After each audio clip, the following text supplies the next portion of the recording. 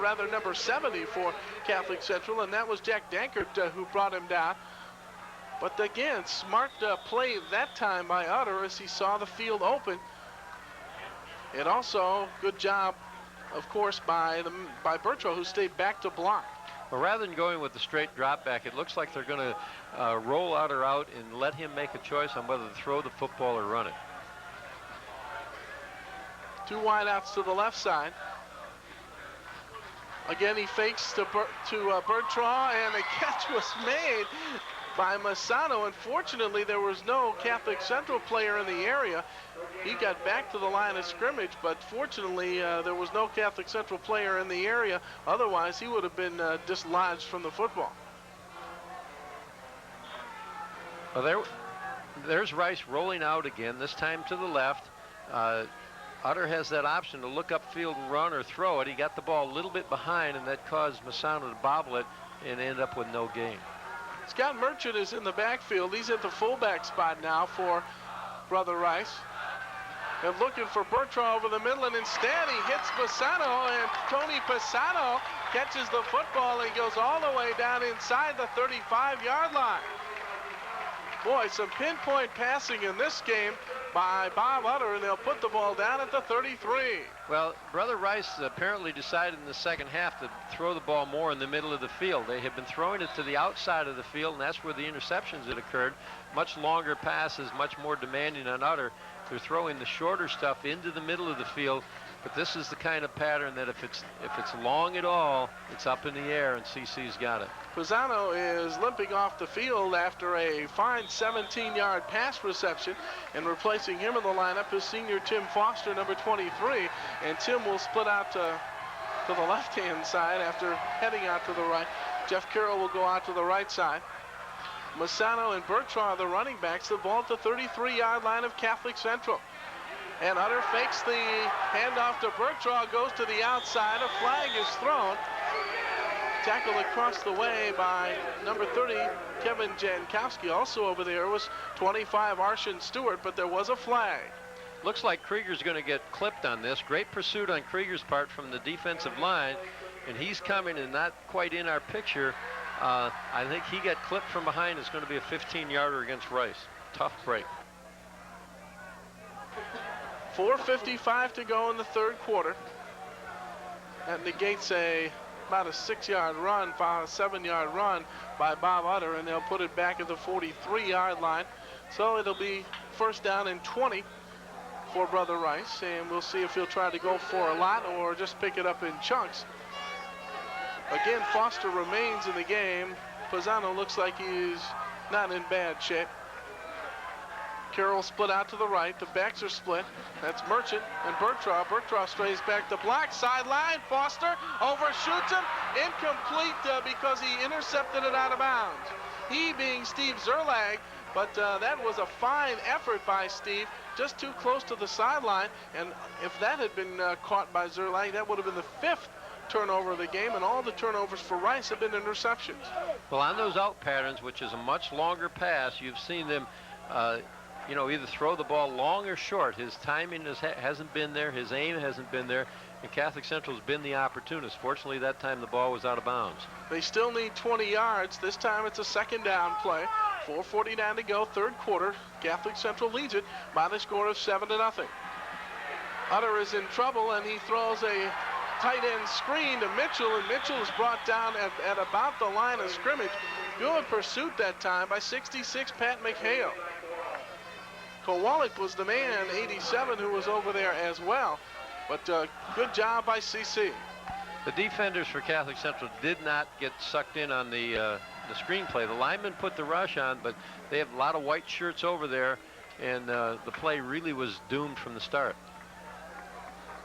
The nose of the ball is resting just about the 44-yard line.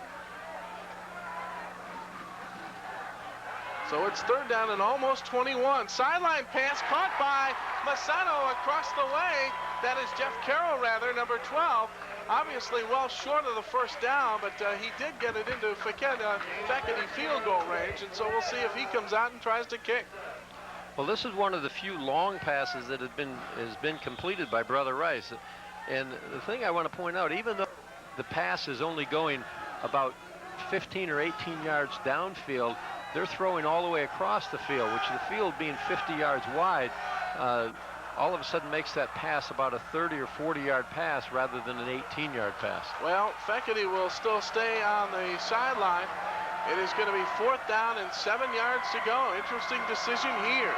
The ball at the 28-yard line, and Utter has time to throw. He's running out of it. Mitchell's got the football, and Pete Mitchell goes down at the 11-yard line. Oh, he found his favorite target. That is Pete Mitchell. And in fact, coming into this football game, Pete Mitchell has been their leading pass catcher. Mitchell gets into the seam of the zone, and the ball is perfectly thrown, and Mitchell runs very well with it after the reception. Rice obviously discussed some things at halftime and know what they want to do to attack Catholic Central. Now it's a matter of execution. Mitchell coming in, averaging almost 14 yards per pass catch. They'll mark the ball at the 11-yard line, 1st down and 10. Merchant is in there as the fullback. He hands it off to Bertrand. Bertrand spins his way down close to the goal line. Down closer to the goal line, I should say. Credit on the lead block to, well, most of the Catholic Central offensive line. Melia was over there, as well as the center for Brother Rice. And that, of course, is number 54, Joe DePonio. They have been flip-flopping centers. Joe was a question mark coming into this football game. Well, look for Brother Rice to run their rollout pass. They have not had success running. Anything they have had success with has been a draw-type play or a quarterback draw. Calling it 2nd down and 9. Utter will throw. Corner pattern, great catch that time by Mitchell, or rather not by Mitchell, but number 11, Pisano, who came back to catch the football. They might not have gotten very much that time, Frank, but at least they got something, and Pisano was definitely Johnny on the spot to come back and react. But Pisano does a great job of coming back to the football and making a diving catch and staying in bounds to make it a completion. Now they can put a lot of pressure on the Catholic Central defense with their rollout pattern, because they can pass or run, and Rice is going to take a timeout to make sure what's happening here. Trying to check the chains, Frank, and they can get a 1st down without getting a touchdown. And prior to us discussing the placement of the chains, we went executive director have also given them a lot more responsibilities in the new building. But right here in this building, it's 3rd down and 3 yards to go. They can get a 1st down. Bertrand, touchdown Rice. John Bertrand off the left side of the line. Great play calling in this drive. A 66-yard drive that went 10 plays. I think Alpha Casa took a timeout and he challenged that offensive line. I think he challenged them to get the ball into the end zone. They blew Catholic Central right off the line. Had no problem getting into the end zone, but I think it was a direct challenge from the coach during the timeout, Jim. And now, an opportunity to see Bob Feckerty. Pete Mitchell will hold. This will be 14 in a row if it goes, and it does. 14 out of 14 for Bob Feckerty, and Catholic Central and Brother Rice are deadlocked at 7. You're going to see the Brother Rice line just explode into and take Catholic Central off the line of scrimmage. They brought number 17 back into the lineup. I'm trying to find his number here. That's Scott Merchant. He did an excellent job on the blocking to go along with the linemen, and we got ourselves a tie ball game. They had been using Merchant on a lot of blocking situations. He's been in and out of the lineup, replacing Masano for a good portion of each drive, depending on the play call and the situation. So Rice has tied this up, and there will be obviously no tie in this football game. That scoreless tie back in the 60s will be the only one in the history of this series between these two teams. Owens has it at about the 6-yard line. Owens runs into a crowd.